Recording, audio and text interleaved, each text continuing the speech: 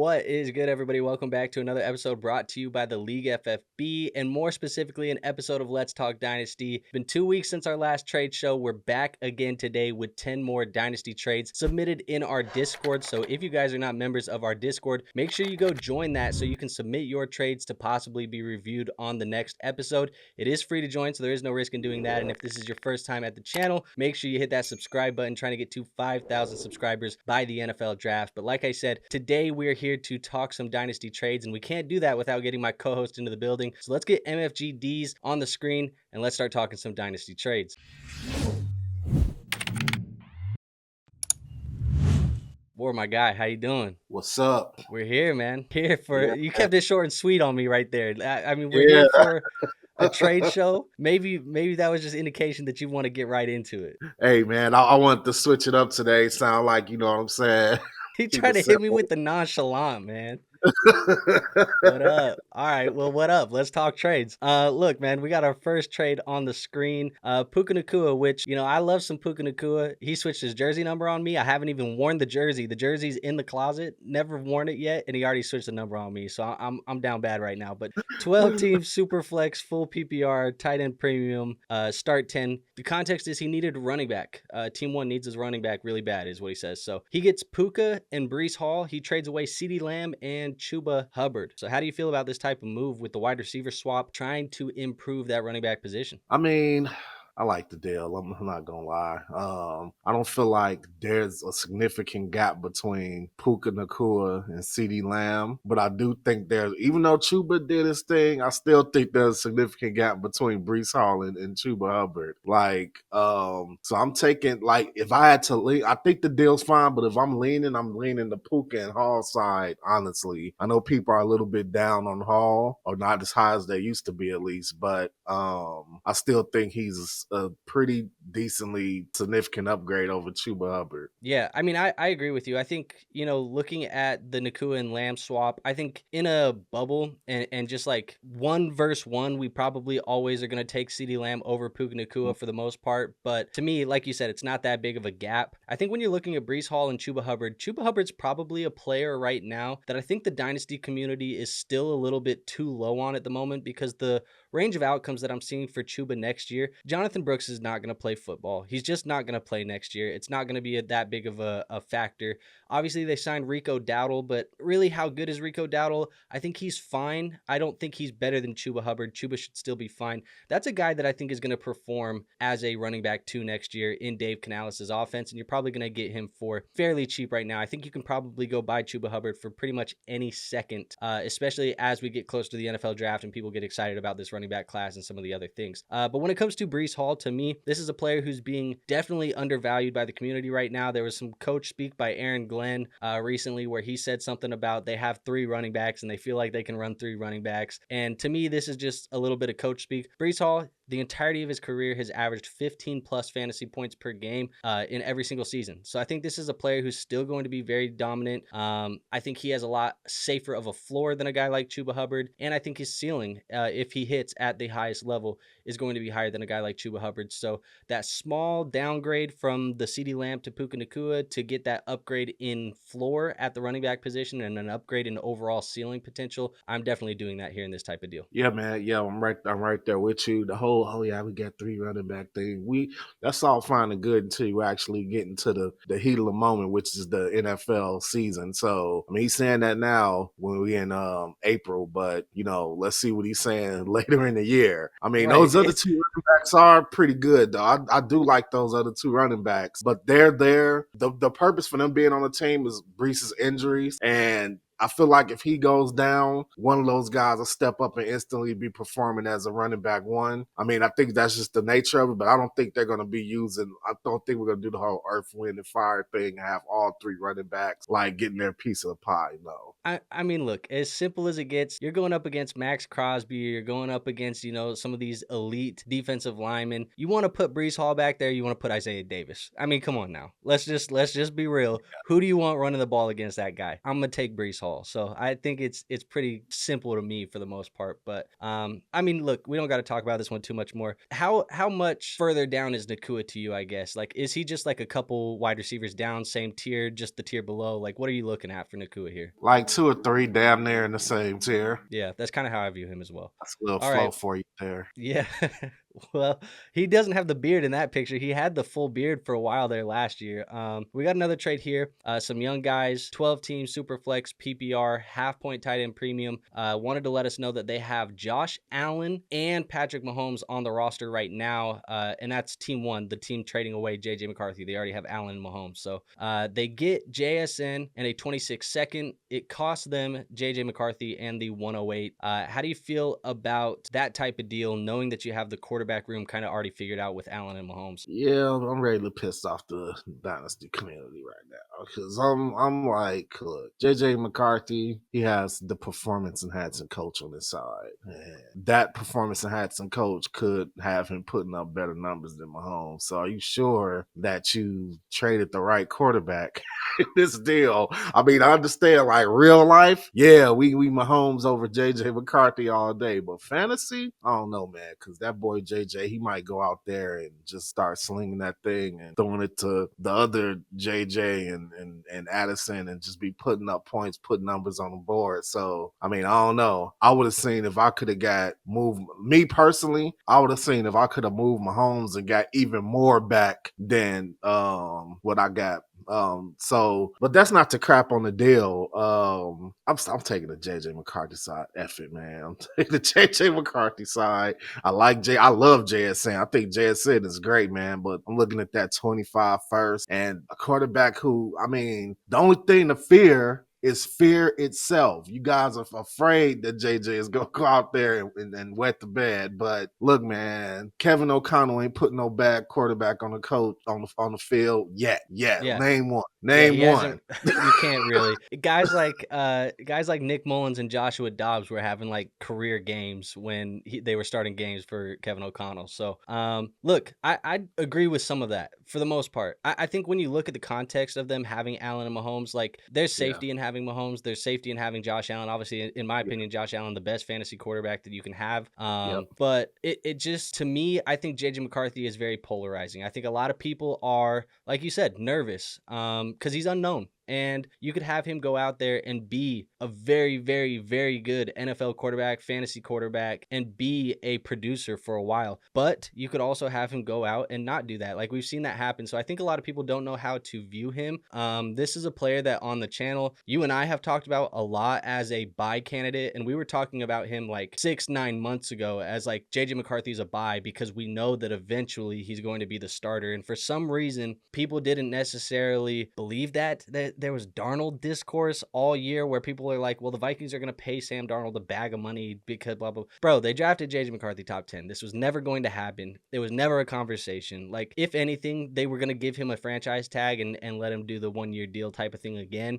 It's time now where I think the community's caught up to the JJ McCarthy discourse, and people are now starting to recognize that there is some real potential here for fantasy football value installation. Going back to the trade for the most part, though, where I look at it and start thinking, okay, this is one that would make me a little bit nervous is when you start throwing in the pick swaps. I think JSN and JJ McCarthy, for the most part, should in a 12-team Superflex be somewhat similar valuations. I think JSN's probably a little bit overvalued by the community right now. JJ McCarthy is still maybe a little bit undervalued, maybe properly valued at the moment. Not exactly sure off the top of my head where his KTC value is, but for the most part, I think these assets could be close. If anything, it's maybe McCarthy in a second that gets you JSN, but I don't like the pick swap for the most part. That 108 to me in this year's class, I think that's going to be able to get you potentially a pretty good wide receiver 2 for your rosters, or it's going to get you one of the last running backs that can go out there and be a running back 1 for an NFL roster. So I think that's just kind of where I'm looking at that one. The 26 second doesn't really excite me for the most part right now. But given the context of the team, I want to make it clear that I understand the move. I don't think it's a bad move. You didn't get, taken to the cleaners on this one at all by any means. But JSN is definitely a necessary evil, I think, when you have Allen and Mahomes already on the roster. So that's kind of just the way that I feel about it for the most part. I think he probably could have been a little bit stingier with the draft pick swaps and that type of compensation. But yeah, that's just where I'm at. Yeah, man, I'm there too, man. So I think we agree on that point. Like the picks is what really makes the deal, kind of lean one way over the other. Because I mean, yeah, you can kind of see them similarly slotted in 12-team league, but yeah, the picks, yeah, it's definitely leaning on the JJ side. Yeah, there's just more value there. And that's really it. If you're looking for value, who wins the trade off of value? I think the McCarthy side wins. But in context, this is a deal that makes sense for team one to get their wide receiver. Let's go to this team or this trade. We got a 12-team, one quarterback, so it's not super flex. It's one QB, full PPR, no tight end premium, and start 8. Team 1 or Mamba Kev is a contending roster. He gets T. Higgins in the 106. He trades Odunze in the 105. So to me, this is basically you are a contending roster and you are getting out of Odunze because he is still kind of a unknown, and you're getting what you know is a fantasy producer in T. Higgins as a contending roster. How do you feel about that move overall? I feel good about the logic of his trade and why he made the trade, but like in the totality of everything, like removing the context of him being a contender, I'm taking the wrong side because T. Higgins will never be the wide receiver one on that team. And I Who do you think have higher in your rankings? Do you have T higher, or do you have Odunze higher in your rankings? I have Odunze higher just based on the future trajectory of Ben Johnson, him being such a high draft pick and potentially the future number one. So yeah, I do have him a little bit higher than T. Yeah, I think And I like for T. me, these go ahead. I'm not saying I like T, and I'm saying that. Yeah, no, I like T too. I think these are both players that probably right now should be considered in the same tier. So to me, this trade is pretty much fair. I think it comes down to a matter of preference. I don't think that there's really anything about this trade that's unfair. If you are a team that is contending and you feel like Higgins gives you the better chance to win, this year and next year, while Odunze continues to grow with Ben Johnson and this Caleb Williams-led offense, that's fine by me. The pick swap, it feels fairly irrelevant. I guess you move back one spot just to get the deal done. Who cares? But at the end of the day, like, this trade makes sense to me, and I don't think that there's anything about it that I'm too upset about, especially considering, like he said, he's a contending roster and he's going to get an asset in T. Higgins, who was one of the top fantasy football producers last year. Yeah, like I said, the trade is even. I understand the context of the person making the trade. It's just that I have Rome a little bit higher, so he's getting. And when I say a little bit, I'm talking about like 1 or 2. So like Eddie's getting like a 1 pick higher. It's just slight. Overall, though, the trade is even. I'm more surprised that a team named Who Day is trading away T. Higgins. So yeah, I mean, fair. Maybe they already have Jahmyr, and they that's need the to only get off thing of I one can of them. think of. Yeah, that's the only Fair. thing I can really think of. All right, well, that one was pretty simple. Let's just move on to the next one. This is the thumbnail trade, actually. 12-team, super flex, full PPR, tight end premium, start 10. We got a team 1 receiving Marvin Harrison Jr. and the 104. They give away the 101 in Ashton, Jeanty, Ricky Pearsall, and the 208. So, War, I mean, I'm looking at this one, and I know how I feel about it. I think this is a masterclass type of move from Team 1. But how do you feel? I also feel like it's a masterclass move from Team 1 because that's the side I'm leaning. But at the same time, there's too much risk in team 2. Like, there's too much risk in Ricky Pearsall because I almost feel like the 49ers are for sure drafting a wide receiver. They're for sure drafting a wide You think receiver. they are? Yeah, I do because just in terms of everything, I'm talking about production, health, everything. Name one wide receiver on the 49ers that you could depend on. I mean, I hear you. I just feel like for the most part, Ayuk, as he works his way back into health, Juwan Jennings being there, Ricky Pearsall being there, a first-round pick for them last year. They have guys as depth pieces on the roster. They just signed Demarcus Robinson from the Rams, Jacob Cowing that they drafted last year. Like, I think there's enough players there that they should be fine. I just don't think that wide receiver is a need for them at the moment. If it was, I don't really feel like they would have been so quick to trade Deebo Samuel for virtually nothing. I mean, they got rid of him for really no value.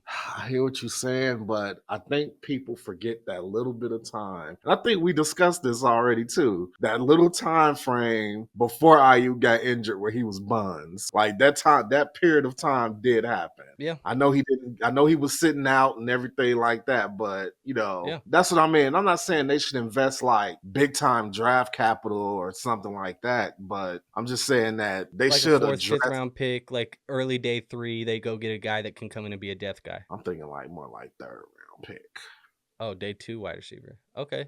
Yeah, third round. Like, one of the guys that like, because they're clearly good at drafting guys like in the third round or later, and actually have them being productive. So I Yeah. think they should go ahead and try to do that. But Ricky Pearsall, I need to see more. But enough about me. What are you thinking about? I mean, when I look at this trade, I feel like I can break this down fairly simple for the most part. The way I look at it right now is if Marvin Harrison Jr. doesn't come out last year and he comes out this year, we're talking about Marvin Harrison and Ashton Jeanty at the 101. Those are the two guys that we're talking about at the 101. Yeah. And so we can probably take Harrison in the 101 and just cross them off. They're probably equal at this point. So now you're telling me you get the 104 for Ricky Pearsall in the 208. Case closed. I think I like Pearsall.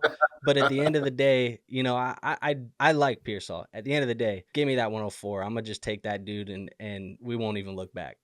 Yeah, no, I agree with you. When you broke it down like that, I can 100% see what you mean. So I think if you can, sell hype right now. I mean, this is the reason why I say is a masterclass move is like you're getting a young asset that is valuable as valuable as the 101, and then you're improving, some depth on your roster to go get maybe a potential stud. 104 could be, Hampton, Henderson, Cam Ward, Ted McMillan. It could be one of these guys that could come in and be another difference maker for your roster. That's a much bigger difference maker than a guy like Pearsall. Like I said, no hate to Pearsall. I love Pearsall. Anybody who's been around the channel last year, they know he was one of my guys that I was kind of pumping up towards the NFL draft. And then he even snuck, like that was before he snuck into the first round of the Niners. And then it was like, okay, now the NFL teams that see that he's pretty decent. So yeah, look, I like it, but it's a masterclass because you're getting equal talent or somewhat equal talent to Ashton Jeanty, and you're not even using the pick. You're getting Marvin Harrison, and then you get the 4th overall pick in this year's draft. So yeah, I mean, to me, it's pretty easy. And like I said, when you break it down like that, it's case closed to me. Case closed. All right, so now we move on to the next one. Speaking of young guys, dude, we got Bucky Irving in this deal and some more draft picks, but it's a 10-team super flex, full PPR, tight end premium, start 11 type of league. Team 1 is rebuilding. So they get Bucky Irving, they get the 204, they trade away Jalen Wright, the 104, and the 202. So how do you feel about that type of move, knowing it's a rebuilding roster, trading for Bucky Irving in the 204? Okay. All right. I mean, this deal's hard, bro. Okay, let's break this down. Are you moving Bucky Irving for 104? I think based off of what we've seen right now, you have to value Bucky Irving higher than the 104, but I would not be surprised if 6 to 12 months from now, whoever you drafted the 104, Hampton, Judkins, Henderson, whoever you think it could be there based off of landing spots, I wouldn't be surprised if they're equal to Bucky Irving in 6 to 12 months. Okay. So you would say that 104 and Bucky might be even. I think they could be even, yes, in 6 to 12 months from now. Okay, so I mean, believe it or not, that means that the Jalen Wright side is going to win because now you're getting Jalen Wright, which I don't really even know what the value of Wright is, but I think 202 for 204. Yeah, I mean, that's a small move back, but I think Jalen Wright, to me, he's interesting because of the departure of Raheem Mostert. Like, he can step up now into that Mostert role, which this has been a duo, a dual back type of system. So I think he can be interesting. But yeah, look, I have a couple thoughts. Value standpoint, I don't think anybody loses this deal from a value standpoint, but I think process and roster construction and theory concepts, I don't necessarily agree with the deal. And the reason why is because I have talked about so far this offseason, and I could very well be wrong, but I've talked about this offseason how I feel like Bucky Irving is overvalued in the community. I think people are very high on Bucky Irving. So when I'm in a rebuild and my roster is not a good one, trying to play for the future, I'm not buying running backs who have short shelf lives that I believe are overvalued currently in the market. Because a year, 2 years from now, there's a chance, I'm not saying it's guaranteed to happen, but there's a chance that Bucky Irving is not being valued as a top 12 guy. And I just don't think he's the safest bet for value insulation in my rebuild. And in my rebuild, I'm looking for value insulation. I'm looking for players and picks and assets that I can add now while my team is currently not good, that are not going to score me points, that can help me get better draft picks next year, that are going to increase in value over time. That 104, I think that's one that you can definitely see, be a player that maybe doesn't perform right away, but can increase in value over time. Like I said, I wouldn't be surprised if Henderson or some of these other running backs in this class end up becoming equal assets to a guy like Bucky Irving. I wouldn't be surprised too if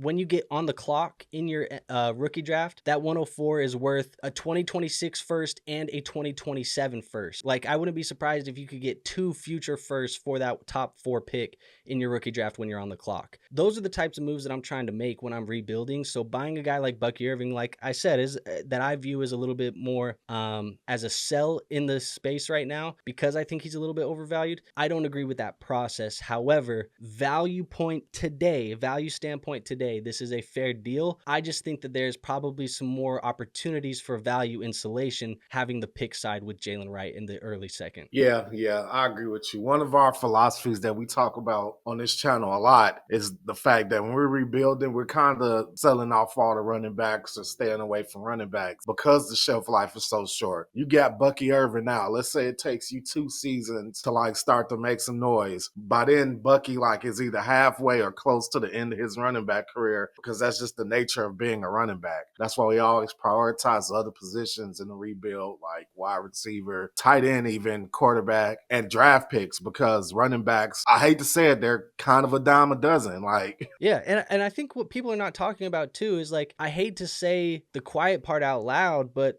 let's just speak the obvious. Bucky Irving is a player who wasn't highly drafted. He's a day 3 pick in the NFL draft last year that overperformed, and the offensive coordinator that he performed with has left town and went to Jacksonville. There's going to be change in Tampa Bay, and I'm not saying that that makes Bucky Irving irrelevant. That's not what I'm saying, but I'm saying that there's enough change and there was not enough pedigree in his profile as a prospect to give you so much confidence that we should be valuing him as like a top 6 running back today, which a lot of people I think are viewing him as a top 5, top 6, top 7 type of dynasty running back. And that just feels so risky to me currently at the moment with his value. So I love Bucky. I think he's probably a player that you are going to have more fun having him on a redraft roster and a best ball roster and those things where you don't have to deal with the repercussions of having him long-term as a running back asset that is volatile in itself already, not even accounting for the fact that it's low draft capital and things like that. So again, I just want to preface for the people at home, it's not I hate Bucky Irving. It's just that when you're rebuilding, typically buying running backs like Bucky Irving is not sound process, and that's just not something that I'm willing to do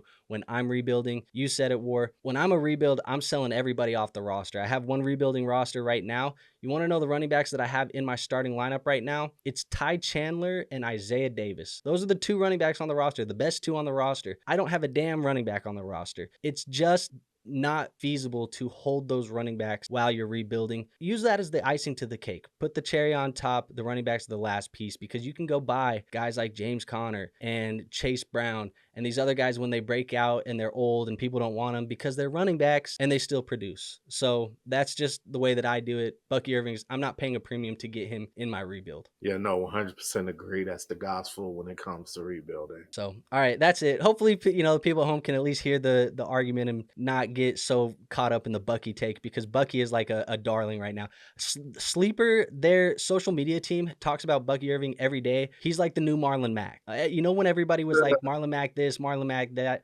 Bucky Irving's the new Marlon Mack for them. Yeah. I mean, yeah, they definitely coming with the smoke after hearing We'll this see. take.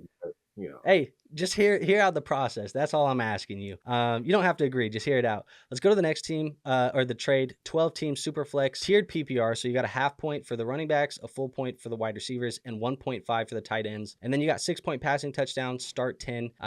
Optic is going to be receiving Drake London and JJ McCarthy plus the 210. He gives up Kyler Murray and Chuba Hubbard. So how you feel about that? It's pretty easy to me, man. I'm taking the optic loan side, man. Drake London, JJ McCarthy, and then draft pick for Kyler and Chuba. Like, it's easy. I damn near probably take JJ over Kyler, like, straight up. So I mean, you throw Drake London, definitely taking him over Chuba Hubbard. In count of things we just talked about. Like, yeah, man, I'm leaning pretty decently towards the optic loan side. Yeah, I mean, I saw some respectable fantasy football minds over on X the other day debating this exact conversation. In Dynasty right now, you have to do a startup draft today. Are you drafting JJ McCarthy or you're drafting Kyler Murray? And it was pretty split. People were, kind of 50-50 with it. I think I still lean Kyler Murray just a little bit, but JJ McCarthy, he's on his tail right now as far as value goes in the current market. That said, I'll give you I'll give you the 210. JJ and the 210 equals Kyler Murray. Cross them out. Drake London for Chuba Hubbard, not a conversation to me. It's just Drake London. That's the answer to me. So that's the way that I would break this one down. People are probably going to look at this and say, hey, Andrew, aren't you the guy that was so high on Kyler Murray last year that you were talking about him as a top? Yeah, I was. And I still believe that Kyler Murray is a good fantasy football quarterback. And I think he can maybe have a better year next year than he had this year if Marvin Harrison takes that step forward, which we expect him to do. I think a lot of us are expecting him to try and take a step forward this year. But that being said, look, I'm still going with the London, McCarthy, and the 210 side. There's enough value over there. And the real difference maker that makes me lean that way is the difference between London and Hubbard. So let me throw a little dash of something here a little bit. So I seen something very interesting yesterday about Kyler Murray. Did you know that last season Kyler Murray played more under center than he's played his entire career up to this point? That's So interesting.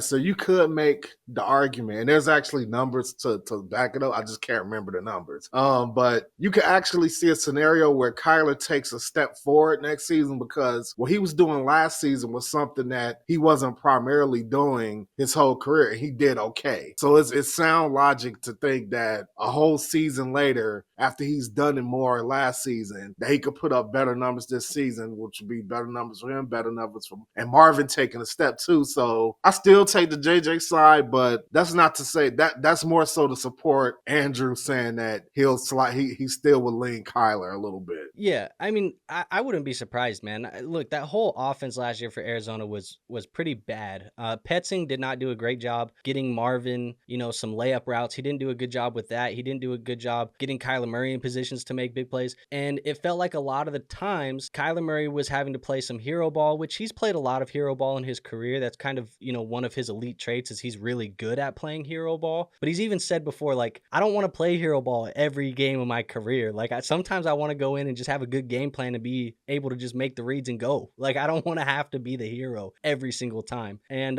it felt like last year when he would get in trouble, it was just find Trey McBride because Trey McBride's sitting there in the middle of the field. So just go find Trey McBride. And he got paid because of it. But I think that offense is going to need to change a little bit, and hopefully they do. Hopefully they go back and watch last year's tape and say, hey, we didn't do this well. We need to do this instead.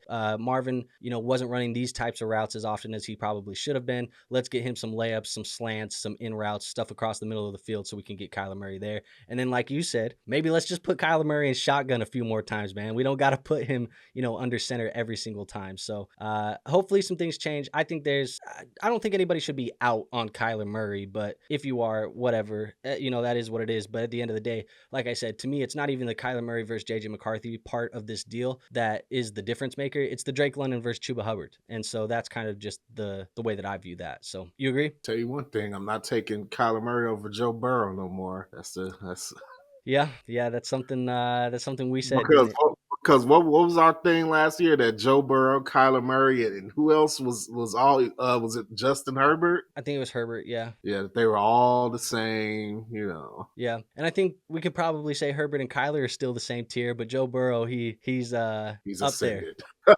Yeah, he's up there. Let's go on to the next one. And maybe look, I'm going through for the people at home. This is a little side note. We've been going through me, help from the Discord. Lots of people been helping me try and pull takes from last year, good and bad, and I'm going to try and put together like a montage of good and bad takes. So maybe somebody clips that one and sends it to me so I can get it into that highlight tape or the low light tape, whatever you want to call it. But it should be fun. It's like a little fantasy receipts thing. That said though, 12 team Superflex, full PPR, no tight end premium, start 9. S.A. Cheesehead said this is a new orphan team. So they took over an orphan roster. They're going to just, start making it their own. They received JSN, Jayden Daniels, Marvin Mims, a 26th third. They give up Drake Maye, CeeDee Lamb, Kenneth Walker. How do you feel about that? Jayden Daniels, huh? I don't think, but you get CeeDee Lamb. I don't know. I'm just not in the business of trading Jayden Daniels right now. This trade is probably equal. It's probably equal because you could clearly take Jayden Daniels over Drake Maye, even though a lot of people, myself included, are pretty high on Drake Maye. You could clearly take CeeDee Lamb over JSN by a couple of tiers, probably. And then you got Kenneth Walker. I'm talking myself into the other side now. Now I switched my pick, man. I'm going to CeeDee Drake Maye side side now. I'm going to That's CeeDee Drake May side now, man. yeah, I mean that's the side that I lean as well. Yeah, And I talk think myself out of it. yeah, I think for me it's a process trade more so than I think it's for the value. Because when I look at this and I'm taking over the orphan, and obviously we don't know really the context I think of the depth of the roster, but when I'm taking over an orphan, most of the time the reason why that team is an orphan is because they were not a good team and the person who had that team no longer wants to play and roster that bad roster. So I think you usually take over the orphans, you kind of tear it down a little bit, retool, rebuild, get back into contending mode. It's very few times in reality that you're taking over an orphan that's ready to win the championship, because let's just be honest, nobody's giving up a team that they think is going to win the championship that year. That's just not really going to happen. So I think consolidating, this is what you're doing. You're consolidating assets, because I think there's 3 assets that you like in the right side of the deal, and there's 2 assets that you like in the left side of the deal. Marvin Mims, fine, flyer, whatever. Don't care too much long term about him. A 26th third, same thing. Don't care too much about it. You're upgrading probably Maye and Kenneth Walker and all these other pieces. I guess you're downgrading those pieces to upgrade Maye into Daniels is really what you're trying to do. And I just don't think I'm doing that with an orphan team that's rebuilding or retooling. I'm just going to take Drake Maye, see what Drake Maye does. And if you want to down tier CeeDee Lamb into JSN, you probably could have got JSN plus something else. You could then, trade away Kenneth Walker or down tier Kenneth Walker to something and something else. And then you start getting a bunch of assets on the roster. So that's probably the route that I would have went. But as far as this trade is concerned, obviously I love Jayden Daniels. I've traded for Jayden Daniels in leagues, and I think he's going to be dominant for a long time. He's already shown us that. JSN is a very good wide receiver. Still have questions whether or not JSN is elite as a wide receiver, but I think he's very good. I don't know if he's elite yet. We probably got to see one more year of it. But I know that Lamb is elite. Drake Maye should be very good. Kenneth Walker is pretty damn good. So yeah, I'm with you, man. I think for me, I'm going to take the Maye, the Walker, the Lamb side. And it's probably more so just because when I have the orphan, my process is to kind of down tier some of my assets that I don't want into multiple assets. So then when the time comes, I can consolidate and do that later. Maybe he's at that point, but it just feels like there's more value on the Walker, Maye, Lamb side. Yeah, no, man, I hear you, man. That's why I talk myself. Like when you see Jayden Daniels, you immediately like, oh no, hell no, I'm on that side. But when you really slowly break it down, the potential of Drake Maye, the stud and CeeDee Lamb, and like the consistency. Not talking about health, but when up in the field, when playing, the consistency of Kenneth Walker. Yeah, man, it's clear to see which side you should take. Yep. Agreed. Let's move on to the next one. We got A-Rod. It is a 12-team, 1 quarterback, so no super flex, 1 quarterback league, full PPR, 3 starting wide receivers, and they are a contending roster. Now, they get Justin, Jefferson, Rome Odunze, and Brian Robinson Jr. They give up Drake London, Breece Hall, Rashee Rice, and a 26 4th-round pick. So how do you feel about a deal? There's a lot of good young talent on the giving away side, but you're getting Justin Jefferson and Rome Odunze. How do you feel? I don't know, man. Like you said a couple trades ago, man. For me, man, it's just case closed, man. It's case closed.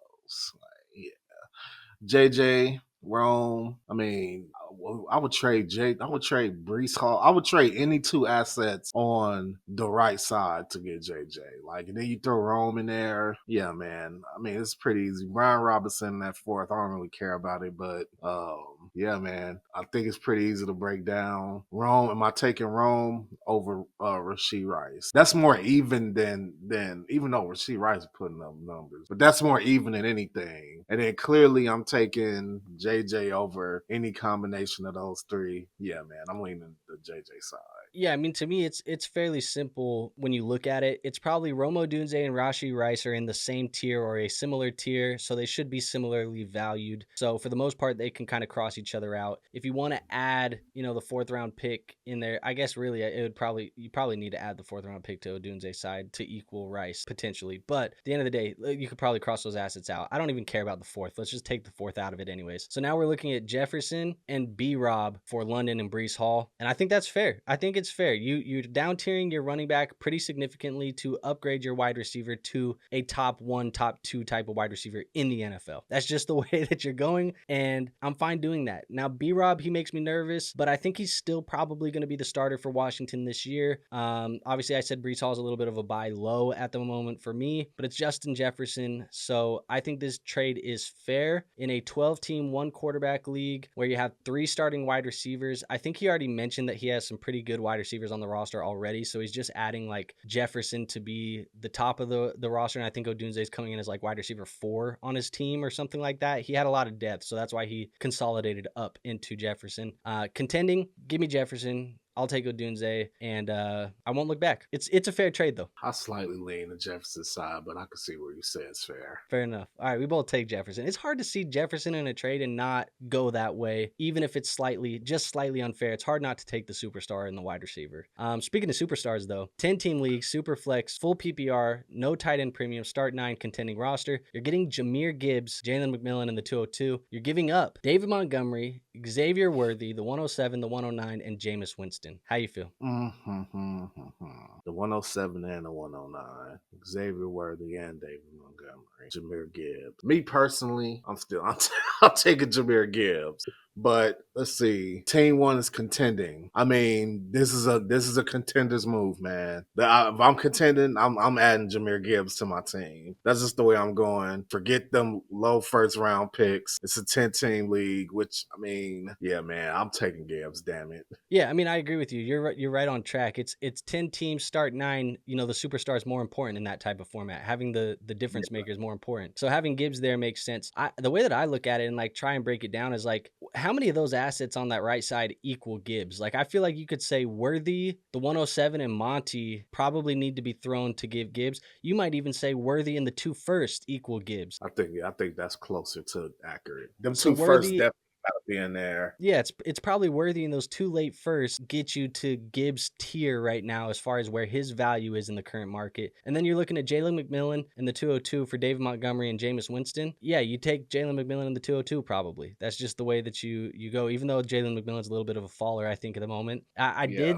mention earlier in the offseason that I felt like he was a sell. Some people didn't like that. It just, I don't know, man. I didn't have good vibes. But they assumed Chris Godwin was leaving. Yeah, I assumed he was too, but I just more so, you know, me and you, we had the conversation where I just felt like his production was a little bit touchdown dependent. That's just the way that I felt. He was very touchdown dependent in that last stretch. But at the end of the day, I mean, it's simple to me. You probably need 3 of those 5 assets on that right side, and probably both of those first being thrown in to even get to Gibbs, and then you're getting McMillan in the 202. I mean, if you could sell Monty for the 202 today, would you do it in a 10-team? I am. Yeah. What about Winston? I mean, you're easily selling Winston, right? He's a backup. Yeah, he's a backup.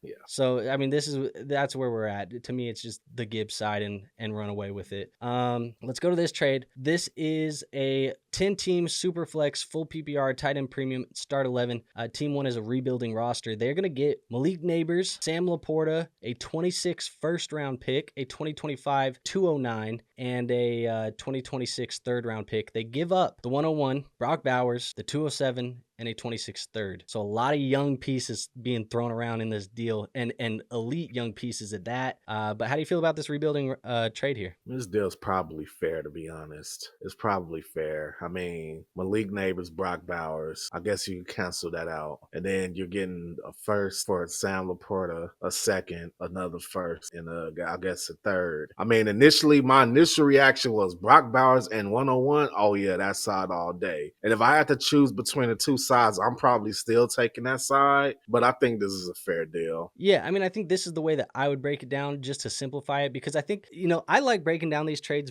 to like make them more easy to digest, because I feel like when you get trade offers like this, sometimes they can feel overwhelming. You see a lot of pieces being thrown around, big name pieces at that, so it makes you a little bit nervous. So I like breaking it down small. I mean, look, we have 2 2026 third round picks. Those are equal assets. Just cross them out. They're not even there. So you move the 226 thirds, gone. The 209 and the 207 this year, there's really not a difference in that, right? You could probably just cross those 2 off together. Yeah. So now we're looking at Nabers, Laporta, and a first for Bowers in the 101. If you want to value Nabers and Bowers equal, we can cross those off as well. So now it's Sam Laporta and a 26 first for the 101. Not a bad move. I'm taking the 101 though.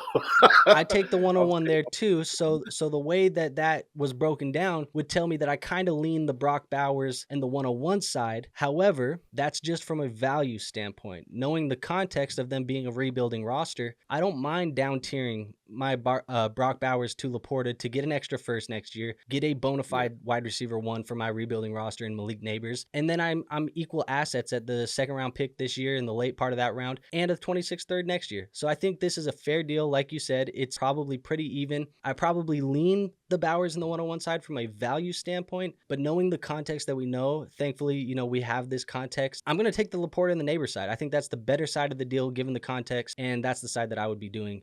If I was the rebuilding roster, if I was team 1, I would accept this trade if this was my team. Yeah, definitely. 100%. The more I look at it, the more I like the Brock Bowers side. Yeah, I mean, this is a good trade all around. I don't think that you can come away with this being pretty upset. It is. I mean, I wish I could have Brock Bowers and Malik Nabers, and a one-on-one, but obviously that's a pipe. Yeah, of course you want all the best assets in the deal. What the hell? Like Anyways, I think that's the last trade. That is the last trade. We have none left in today's episode. So that is it, folks. Look, all of those trades were submitted in our Discord. Our Discord is free to join. It's linked in the description down below. I'm also going to link it in the comment section at the top of the comment section and pin that for you guys. So if this is your first time seeing our trade show, thank you for being here. Make sure you go join that free Discord and submit your trades to potentially have them reviewed next episode, which is just 2 weeks from now. We do this every 2 weeks. So make sure you go drop those in there. If you guys are here for the first time, like I mentioned, make sure you hit the subscribe button as well. We'd love to have you as part of this community, trying to get to 5,000 subscribers by the NFL draft. And if you really enjoyed the content today, your trade was, featured in today's episode, you're just glad that we reviewed it, or you're just glad that we put out another trade show, you like the content, hit the like button. It is the best free way to show this channel some support. It does help us in the algorithm. It does help us grow. All of those ways that you engage with us by subscribing, liking, commenting, those are the best ways to support this channel in a very easy, free way that helps us grow long term. So that way we can do more stuff for you content wise and giveaway wise and all of these other things. So make sure you do that for us if you haven't already. We appreciate you guys that are already a part of this community. It means a lot to us. Other than that though, Ward, do you have anything else for the people before we get out of here? Yeah, man, over on Crimson Mask Pro Wrestling, where we constantly try to release content. We're getting back in gears WrestleMania season. We had a few things we need to work on, so we haven't been releasing as much content, but we're getting back to it. And I missed it. And hey, if you guys are already subscribers, I missed you guys just like I missed my beard. So, we're just gonna have to come back with it, and we're gonna be better and stronger than ever. Dude, I almost said something at the top of the episode. Mine's getting too long, yours is gone. So we're just I don't know. It was a forced shaving. A forced shaving. Okay, yeah. So I'm trimming mine here shortly. Sometimes I feel like I just let it go and it gets a little bit long, a little bit crazy. It's a little bit crazy right now, but I'm trimming mine and getting that taken care of. But I'm not going face shaving like you did, bro. Yeah, trust me, I didn't want to. I can't wait till it grows back. I don't know if I've seen my jawline or my chin in 7 to 8 years. Yeah, man. Now that I think about it, I don't even know how your jawline or your chin looks. I don't know, but that's all we have for you guys today, folks. Like I said, nothing else. Appreciate you being here. That said, we'll see you on the next episode. Till then, peace out.